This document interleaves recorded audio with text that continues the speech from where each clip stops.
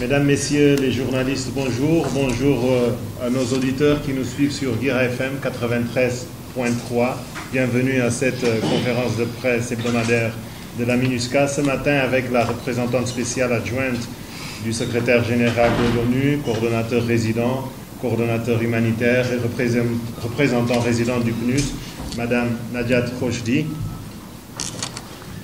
Nous commençons comme d'habitude par quelques images sur les activités qui ont marqué la semaine. À commencer d'abord par quelques explications. La personne qui doit manier les images n'est pas sur place.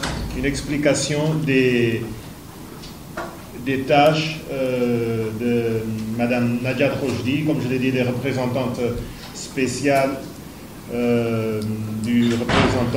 représentante spéciale adjointe du secrétaire général, coordonnateur résident, coordonnateur humanitaire, représentant résident du PNUD. Elle reviendra sur ses fonctions lors de son intervention. Elle est à la tête d'un pilier qui s'appelle Extension de l'autorité de l'État et de l'État de droit de la MINUSCA, qui est composé de 3 sections qui sont devant vous: les affaires civiles, la justice et les affaires pénitentiaires et le bureau intégré. Ces sections qui travaillent en coordination avec la communauté humanitaire et l'équipe de pays des Nations Unies.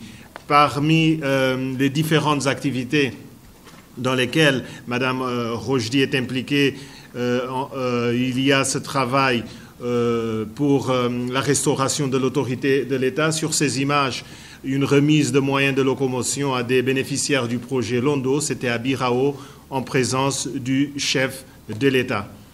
Vous le savez, l'appui de la MINUSCA à la réforme du secteur judiciaire passe également par la réhabilitation et l'équipement des bâtiments administratifs. Cette image, c'est une visite des locaux de la Cour pénale spéciale avec le ministre de la Justice. Une autre activité, c'est une autorité qui est régulièrement sur le terrain, ici à Bambari, où elle discute avec des jeunes dans le cadre des efforts de ce pilier important de la MINUSCA pour la promotion du vivre ensemble et de la réconciliation. Un autre point important également dans le cadre du plan cadre de restauration de la paix en Centrafrique, le RCPCA, cette réunion avec des bailleurs présidée par le chef de l'État, c'était en juin de l'année dernière. D'autres activités concernant la MINUSCA, cette visite du commandant de la force, il était à Ouaka où, en compagnie du préfet, il a rencontré les populations des quartiers Kidjigra et de Bornou à Bambari pour sensibiliser les populations. Au moment où l'on vous parle ici, lors de cette conférence de presse, nos collègues de la section DDR poursuivent la 3e phase du programme de réduction de la violence communautaire, notamment à la mairie du 8e arrondissement et en principe à la mairie de Bimbo. Une autre activité qui nous lie à la conférence de presse de ce matin, la restauration de l'autorité de l'État avec la remise de la mairie de Pladama, Ouaka, c'est près de Bambari, un ouvrage financé par la MINUSCA dans le cadre d'un projet à impact rapide. Les statistiques concernant les violations et abus des droits de l'homme, vous aurez constaté une baisse par rapport à la semaine dernière, où il y avait 31 cas d'abus et de violations des droits de l'homme. Le nombre de victimes a également baissé. Ceci est notamment dû aux efforts de réconciliation qui sont menés à Bria après les tragiques événements.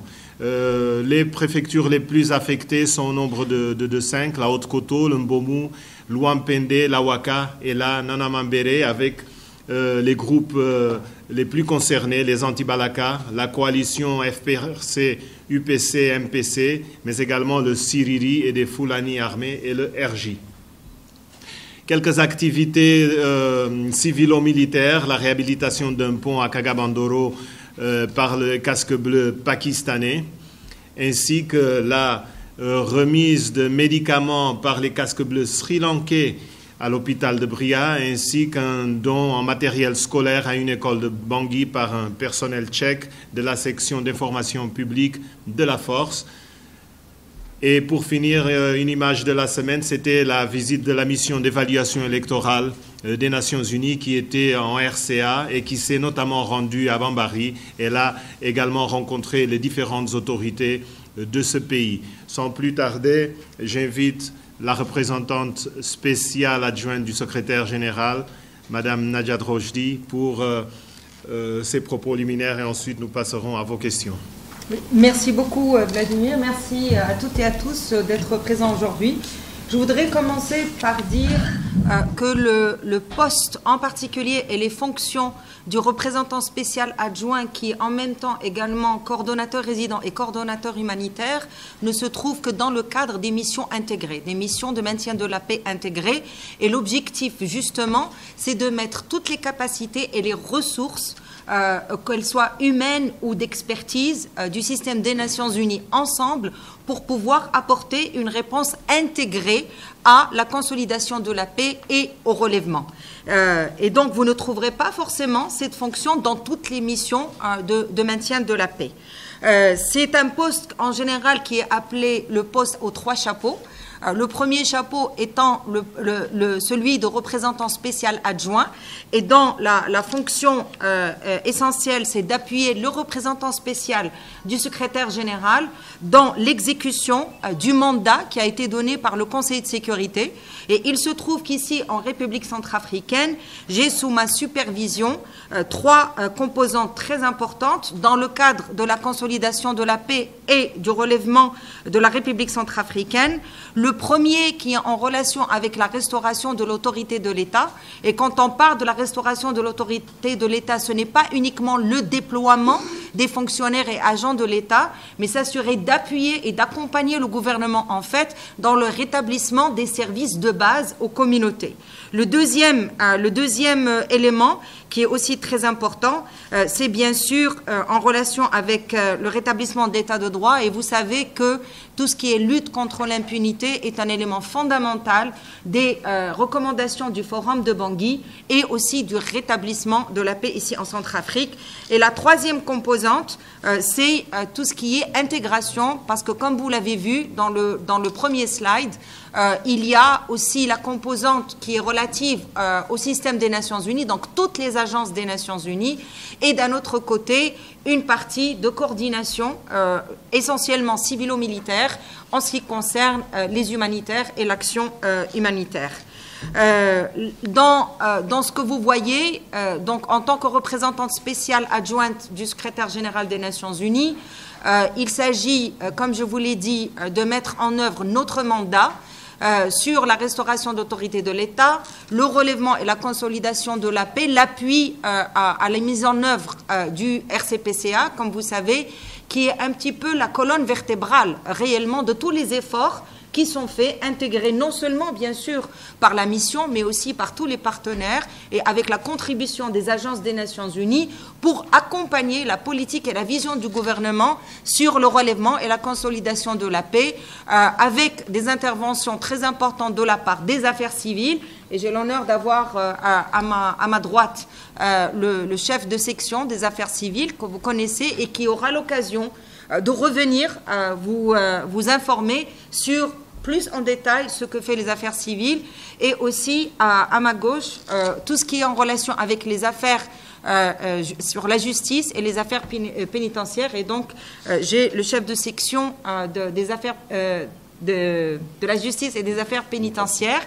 J'ai également la chef du bureau de l'intégration, du bureau intégré. Je peux vous assurer qu'elle est très très occupée, parce que l'intégration ne se fait pas toujours simplement, comme vous pouvez imaginer. Et bien sûr, mon assistant spécial, mais vous remarquerez que de par la nature, dans tous les cas, du travail de notre pilier et de mes fonctions dans la mission, vous voyez des représentants de la force, des représentants de la police, des représentants des autres sections, parce que nous sommes un petit peu le lien, justement, entre tout ce que fait la mission et comment on peut créer ces synergies, soit avec les agences des Nations Unies, soit avec des partenaires, parce que ce n'est que comme ça qu'on arrive effectivement à apporter tout l'appui nécessaire au gouvernement dans sa politique et dans sa vision, dans la consolidation consolidation de la paix et dans le relèvement. Next. Je ne veux pas rentrer dans tous les détails. En tant que coordonnateur humanitaire, certains parmi vous, je les ai déjà rencontrés dans d'autres conférences de presse avec mon chapeau de coordonnateur humanitaire. Dans ce cas-là, le lien avec la mission, c'est réellement la sécurisation, dans certains cas des bases humanitaires, mais surtout dans beaucoup de cas, la sécurisation de l'assistance humanitaire. Comme vous savez, il y a eu malheureusement énormément d'attaques sur les humanitaires et nous remercions vraiment la MINUSCA et en fait la coordination civilo-militaire qui se passe pour permettre aux populations d'effectivement recevoir l'assistance humanitaire comme il faut. Les activités du pilier, elles sont, je les ai un peu énumérées avant. Je vous dirais que par rapport à la restauration de l'autorité de l'État, par rapport au travail des affaires civiles, par rapport aussi au travail de la section justice et affaires pénitentiaires, notre ancrage est réellement énormément, dans un premier temps, sur les recommandations du Forum de Bangui. Et ça, c'est quelque chose qui nous lie tous. Je pense que ça, c'est quand même fondamental, parce que les recommandations du Forum de Bangui, c'est réellement la volonté du peuple centrafricain. Et c'est très important pour nous de le prendre comme ancrage. Mais c'est aussi l'accompagnement de la mise en œuvre du RCPCA, qui est le programme national avec les priorités nationales sur le relèvement et la consolidation de la paix. Il y a bien sûr énormément d'appui au gouvernement, mais il y a également un engagement très important avec les communautés. Les quelques photos que vous avez vues, indépendamment bien sûr des cérémonies officielles qui sont très importantes, ces missions terrain, elles ont aussi comme objectif de s'engager avec les communautés locales, d'écouter les communautés locales, de donner un espace aussi à ces communautés locales, que ce soit des communautés de femmes, que ce soit des jeunes, que ce soit des leaders communautaires, parce que c'est important aussi d'avoir leur retour d'information et de les écouter par rapport à leurs besoins, mais aussi par rapport aux conditions dans lesquelles ils vivent. Et je vous assure, ça fait bientôt 2 ans que je suis ici et j'ai vu beaucoup de souffrances. Vraiment, j'ai vu beaucoup de souffrances. J'ai vu aussi, malheureusement, beaucoup de violence. Et il est très important que derrière ces activités, vous ne voyez pas que des fonctionnaires des Nations Unies, vous ne voyez pas que des activités, vous voyez aussi les visages des petites filles, des petits garçons, des femmes, des hommes, à qui je veux exprimer toute mon admiration pour leur combat et pour leur résilience. Donc nous, on est ici qu'en appui. Et c'est vraiment grâce aux Centrafricaines et aux Centrafricains et à leur combat quotidien qu'on arrive effectivement à arriver en appui et, dans certains cas, réussir à avoir une cessation d'hostilité, une accalmie des violences, à commencer des activités de réconciliation et d'engagement avec les communautés, à amener des sessions criminelles qui se passent pour donner la justice, à permettre à des services de base, effectivement, d'arriver à la population, à accompagner le déploiement des fonctionnaires et agents de l'État, à permettre le déploiement et à faciliter la logistique et le transport au niveau des préfets et sous-préfets, et donc réellement permettre au niveau local d'avoir tous les acteurs importants pour accompagner ces communautés locales, pour apporter une réponse, mais aussi pour aider à diminuer les souffrances. J'insiste beaucoup sur les services de base sociaux parce que ce sont les dividendes de la paix. Je pense que si je vous posais la question, qu'est-ce que vous attendez? J'ai posé cette question à plusieurs communautés que j'ai rencontrées sur le terrain. Et je vous assure, la réponse, elle est toujours la même. Je veux que mes enfants aillent à l'école pour qu'ils aient un avenir meilleur. Et bien sûr, tout parent, c'est ce qu'il veut. Je veux pouvoir me soigner et donc avoir accès à la santé. Tout le monde veut ça. Je veux avoir la sécurité, et c'est normal. Mais je veux aussi avoir la justice. Je veux que si on m'a lésé et que s'il y a eu un problème, que je sache qu'il y a un système de justice qui va me rendre justice, mais qui va aussi me protéger. Je veux avoir accès à l'eau. Je veux avoir accès à l'assainissement. Je veux avoir l'école qui est construite. Je veux avoir le tribunal qui est construit. Je veux avoir, comme je le disais, les magistrats qui viennent, les préfets qui sont là. Je veux être capable d'aller labourer mon champ. Je veux être capable de nourrir ma famille. Et en fait, c'est pour essayer de répondre à tout ça que nous avons cette structure au niveau de notre pilier, parce que d'un côté, nous réhabilitons, nous appuyons et nous accompagnons la réhabilitation d'un certain nombre de bâtiments administratifs, que ce soit au niveau des tribunaux, que ce soit au niveau des écoles, que ce soit au niveau de préfectures, que ce soit au niveau des mairies, dans certains cas, que ce soit au niveau des comités, au niveau de l'élevage pour lutter contre la transhumance. Nous accompagnons ça par un appui au gouvernement dans le déploiement des fonctionnaires, parce que c'est important qu'il y ait des agents et des fonctionnaires de l'État pour effectivement accompagner le service public, qui est un service pour la population d'abord et dirigé vers la population. Nous accompagnons aussi entre les affaires civiles et la justice et affaires pénitentiaires, mais aussi avec les agences des Nations Unies, leur rétablissement des services de base. Et dans ce cas-là, les humanitaires aussi contribuent énormément, toujours dans le même esprit d'intégration et de travail ensemble et de synergie, énormément d'activités de cohésion sociale, de dialogue intercommunautaire, de dialogue interreligieux a été accompagné et mis en place, et ce qui permet tout simplement non pas de le créer, mais de rétablir le vivre ensemble.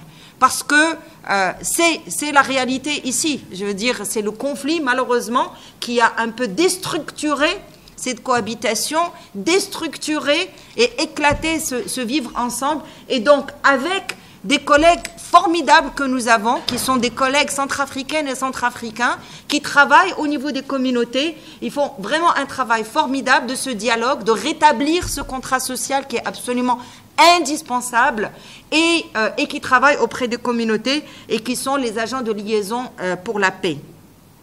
La partie sur, bien sûr, la justice, vous avez déjà beaucoup couvert tout le travail que nous faisons au niveau de l'accompagnement et de l'appui du gouvernement sur la lutte contre l'impunité. Parce que, encore une fois, c'était une des recommandations du forum de Bangui, mais aussi, il ne peut pas y avoir de réconciliation si le cœur est plein de douleur. Et je comprends que les cœurs soient pleins de douleur, parce que vu tout ce que la population centrafricaine a vécu, effectivement, ça prendra le temps pour pouvoir aller vers cette réconciliation. Mais il ne peut pas y avoir réconciliation sans qu'il y ait justice, parce que le sentiment d'injustice est terrible et ne permet pas d'aller vers l'autre et d'aller vers son voisin, d'aller vers le commerçant qui est là, d'aller vers les agents de sécurité, etc.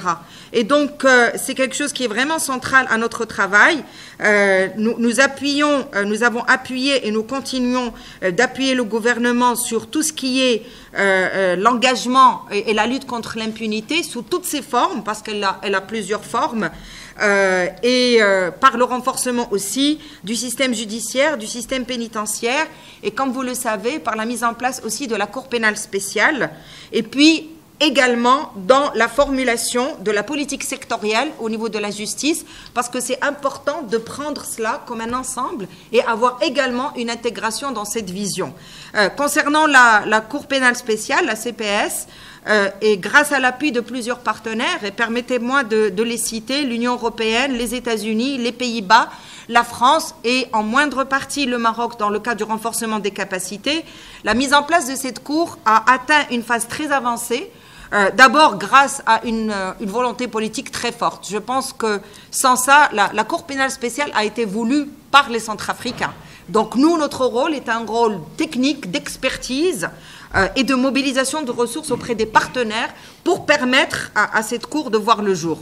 Et aujourd'hui, après plusieurs accompagnements, plusieurs projets, nous sommes très heureux que les magistrats, les officiers de police judiciaire, les greffiers et autres membres du personnel d'appui sont tous installés. Je devrais dire tous et toutes installés, c'est quand même important, et ont entamé leur travail. Hein. Un projet de stratégie de poursuite est en voie de finalisation. Bien évidemment, notre intervention, notre appui n'est jamais fait en contradiction avec l'indépendance totale.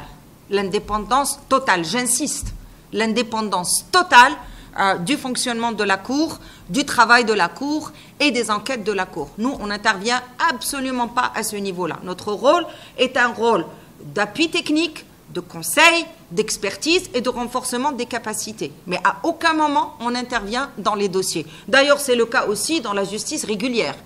Et l'indépendance de la justice est un élément fondamental pour assurer son impartialité, quel que soit l'intervenant, quel que soit le partenaire.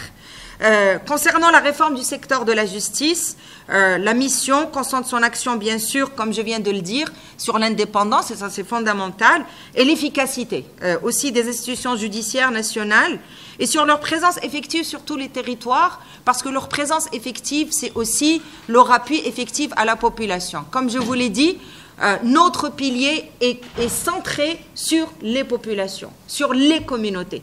Tout ce que nous faisons, c'est pour apporter un appui, apporter une réponse à la population d'abord, avec une approche où tout ce que nous faisons pour la consolidation de la paix a au centre de nos interventions, au centre de nos programmes, au centre de nos projets, les communautés d'abord et la population d'abord. D'où d'ailleurs le travail très étroit avec d'un côté les agences des Nations Unies qui, elles, s'occupent du relèvement et du développement, et de l'autre côté, à beaucoup moindre mesure, avec les acteurs humanitaires. Nous avons bien sûr fourni un appui très important pour la réalisation et l'organisation des sessions criminelles, et en particulier à Bangui, Bouar et autres. Et vous suivez aussi ça, et c'est l'occasion de vous remercier aussi pour la couverture médiatique que vous donnez à ça, parce que c'est important aussi d'envoyer des messages à la population pour leur dire que oui, c'est possible. Ce n'est encore pas fait ailleurs. Certes, ce n'est pas fait partout. Notre objectif et l'objectif du gouvernement, c'est qu'à un moment donné, on ait ces sessions criminelles partout. Mais le fait déjà qu'elles se réalisent, c'est déjà un pas en avant, c'est déjà une transformation, et ça envoie ce message que oui, c'est possible. Et encore une fois, c'est possible grâce à l'appui de tout le monde. Sur la réforme du système pénitentiaire, il n'y a pas de justice si vous n'avez pas un système pénitentiaire qui tienne. Hein. Je sais que personne n'aime particulièrement parler des prisons, mais les prisons, elles devraient être vues comme le moyen de réhabilitation et non pas le moyen de punition. Parce que quand on va en prison, bien sûr, c'est une sanction, mais avec l'espoir qu'à la sortie de la prison, il y a une meilleure citoyenneté, il y a un meilleur respect de la loi. Et donc, un des éléments qui, quand même, est une priorité, c'est la démilitarisation des prisons et l'appui technique et financier pour rétablir une administration pénitentiaire civile sur toute l'étendue du territoire. Parce qu'encore une fois, s'il y a des sessions criminelles en dehors de Bangui et qu'il n'y a pas de système pénitentiaire, ça ne sert à rien. Parce que qu'est-ce que nous allons faire et qu'est-ce que le gouvernement va faire des personnes qui effectivement sont sanctionnées? Et on ne peut pas indéfiniment à chaque fois ramener tout le monde à Bangui. Ça ne le fait pas. Autre chose que nous faisons, et ça c'est en collaboration avec le PNUD en particulier, le Programme des Nations Unies pour le développement, dont c'est le mandat d'ailleurs, c'est le recrutement et la formation de 300 personnels pénitentiaires civils, et une première vague de 150 personnels a déjà été recrutée, et nous faisons très attention aux équilibres, mais aussi à la représentation des femmes, pas parce que je suis une femme, mais parce que c'est une nécessité, et elles sont capables d'apporter énormément, et leur sensibilité particulière est aussi absolument indispensable dans ce type de fonction. Dans le cadre aussi du système pénitentiaire, nous contribuons et nous procédons à la réhabilitation physique des bâtiments pour s'assurer que les prisonniers vivent dans des conditions sanitaires et de sécurité physique qui est indispensable parce que les prisonniers ont aussi des droits et nous tenons effectivement à apporter tout l'appui pour que ces droits soient respectés. Dans le cadre du dialogue et de la réconciliation, le pilier donc extension d'autorité de l'État et État de droit, et en particulier à travers les affaires civiles, en collaboration bien sûr avec les affaires politiques, coordonne localement, et c'est très important, excusez-moi, je vais beaucoup insister sur le local, parce que pour moi, les communautés sont le centre réellement de toute cette construction qui, à terme, va amener une réconciliation au niveau national, va amener une paix au niveau national et va amener cette cohésion au niveau national. Donc, on coordonne les appuis de la mission qui sont apportés au gouvernement en matière de dialogue et de réconciliation communautaire en faveur des acteurs locaux de paix, et nous avons dans beaucoup de cas appuyé aussi la mise en place des comités locaux de paix, mais aussi la conclusion de plusieurs accords locaux de cessation des hostilités, parce que tant qu'il n'y a pas de cessation d'hostilités, c'est difficile de faire du relèvement et c'est totalement impossible de faire du développement. La réponse ne viendra pas uniquement de la sécurité. La réponse viendra aussi et ne viendra pas non plus de l'humanitaire.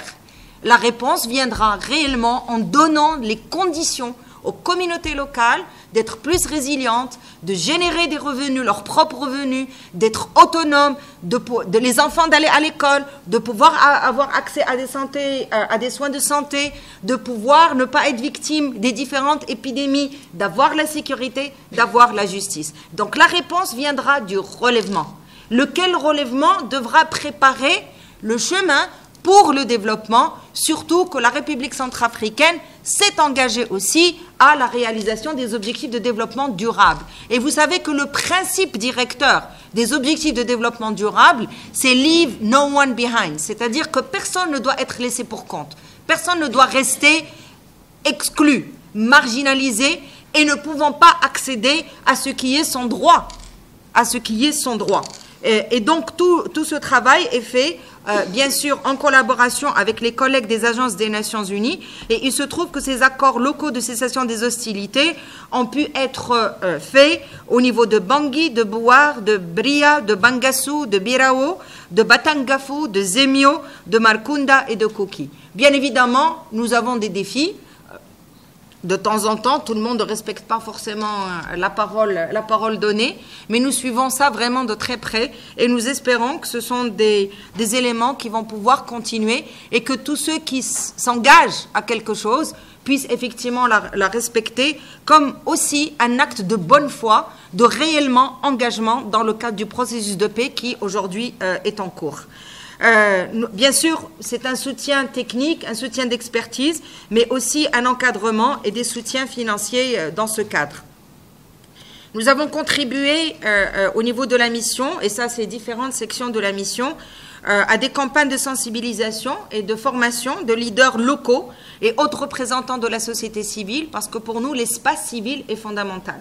C'est très important que non seulement la société civile, mais aussi des représentants de la communauté, des leaders communautaires, puissent également participer, et en particulier avec un accent sur les jeunes et les femmes, tout simplement parce qu'ils sont les premières victimes au niveau de la violence et au niveau du conflit, et leur contribution au processus de paix et au dialogue est absolument fondamentale.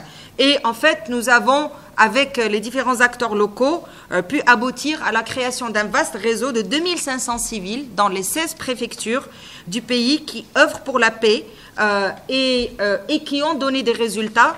Nul besoin de vous rappeler que la paix ne viendra ni de la MINUSCA, ni des partenaires, ni de la communauté internationale, ni de personne. La paix durable et pérenne viendra des Centrafricaines et des Centrafricains. Notre rôle est très clair, c'est un rôle d'accompagnement, c'est un rôle d'appui, c'est un rôle de formation, c'est un rôle de création d'espace, c'est un rôle d'accompagner dans les services, dans les générations de revenus, etc. Mais on ne fera jamais la paix. Ça, on ne peut pas le faire sans vous. Et donc, vous avez un rôle aussi, en tant que média, à jouer, qui est très important, pour aussi relayer ces messages. Je sais que vous le relayez, mais c'est important de continuer à le relayer, tout en aussi donnant le crédit à plusieurs communautés qui, effectivement, se sentent engagées sur ce chemin et qui ont réussi à le réaliser. Donc, c'est important de leur donner le crédit de ça et aussi de communiquer sur ça et de ne pas communiquer uniquement sur tout ce qui ne va pas, mais aussi communiquer sur ce qui a été fait grâce aux Centrafricaines et aux Centrafricains, parce que ces communautés qui ont réussi est un vrai message d'espoir pour celles qui veulent réellement s'engager. Et donc, sortir du narratif que rien ne marche, tout va mal, et rien ne peut se passer, et c'est pas possible, il n'y aura pas de paix. Non, la paix est possible. Et on a vu dans beaucoup d'endroits que ça marche. Donc, vous avez aussi un rôle à ce niveau-là. Et je peux vous assurer que ma porte vous sera toujours ouverte pour apporter les explications, les détails et les informations, toujours dans une démarche très honnête et très ouverte avec vous, nos amis des médias. Je ne rentrerai pas trop dans les détails parce qu'encore une fois, mes collègues ici présents vont pouvoir, dans un prochain rendez-vous, vraiment vous parler des détails. Mais bien évidemment, si vous avez des questions particulières sur ces activités, on se fera un plaisir de vous les donner. Par rapport au bureau intégré, et en fait, c'est énormément de coordination avec les agences des Nations Unies, bien sûr, mais c'est aussi pour avoir des actions coordonnées, où tout le monde va vers les communautés, encore une fois, pour apporter, comme je vous le disais, ces réponses qui vont au-delà des réponses sécuritaires, qui vont au-delà des réponses par rapport à la cohésion sociale, mais qui sont aussi des réponses qui impactent le quotidien des communautés. Et vous savez, la diversité des agences des Nations Unies, ça va de l'UNICEF à l'OMS, au PNUD, au BIT, au PAM, au HCR, à ONU-SIDA, ONU-FEMMES, UNOPS, et bien UNFPA, et chacune de ces agences a quand même des fonctions bien particulières qui sont en relation directe avec l'appui aux communautés et qui sont en relation directe avec ce que j'appelle les dividendes de la paix, soit par rapport aux services de base, soit tout simplement une sortie du traumatisme. Parce que c'est important aussi. Ces populations, et j'ai pu le voir moi-même, ont été traumatisées par un ensemble de violences et c'est important de les sortir de ce traumatisme avec bien sûr un travail très coordonné entre les humanitaires et les agences de développement quand il s'agit de la facilitation du retour des réfugiés et du retour des déplacés, parce que revenir chez soi est un droit aussi. Et donc c'est important aussi de souligner ça, et on le fait ensemble dans ce cas-là, en aidant à réhabiliter des administrations, des bâtiments administratifs, mais aussi à réhabiliter des écoles, réhabiliter des hôpitaux, s'assurer d'accompagner les élèves pour qu'ils passent leur bac. Vous êtes tous au courant de l'opération qui s'est passée et qui a été faite par les Affaires civiles et l'UNICEF, où des enfants, des jeunes, enfin des enfants, ils sont plus tellement des enfants, des jeunes hommes et des jeunes filles ont pu effectivement passer leur bac et de ce fait n'ont pas eu ce sentiment d'injustice parce qu'avant ils ne pouvaient pas le faire. Ensuite, il y a, comme vous savez, nous avons un cadre qui nous lie en tant qu'agence de développement mais aussi mission au gouvernement et qui est le cadre de notre intervention, qui est l'UNDAF+, et vous aviez, certains parmi vous étaient présents lors de la signature de cet UNDAF+, et en fait c'est notre cadre d'intervention, et tout le travail qu'on a fait, c'était de l'aligner d'un côté à l'objectif 16 du développement durable, qui est en relation avec la paix, justice et institutions efficaces, et à l'aligner bien sûr sur le RCPCA. Et dans ce cadre, dans le cadre de mes fonctions en tant que représentante spéciale adjointe, coordonnateur du système des Nations Unies et coordonnateur humanitaire, je co-préside avec le gouvernement le premier pilier du RCPCA qui adresse la paix, la sécurité, la réconciliation nationale, y compris d'ailleurs les questions de justice et les questions de retour des déplacés et des réfugiés. Je ne voudrais pas prendre plus de votre temps. Vous savez, je peux parler des heures et des heures sur le travail qui est fait. Bien évidemment, je ne fais pas ça toute seule. Il y a plusieurs équipes qui interviennent à ce niveau-là. Des femmes et des hommes qui sont totalement engagés auprès des communautés centrafricaines. Je peux vous réitérer notre engagement et notre conviction qu'ensemble, on va y arriver. Merci beaucoup.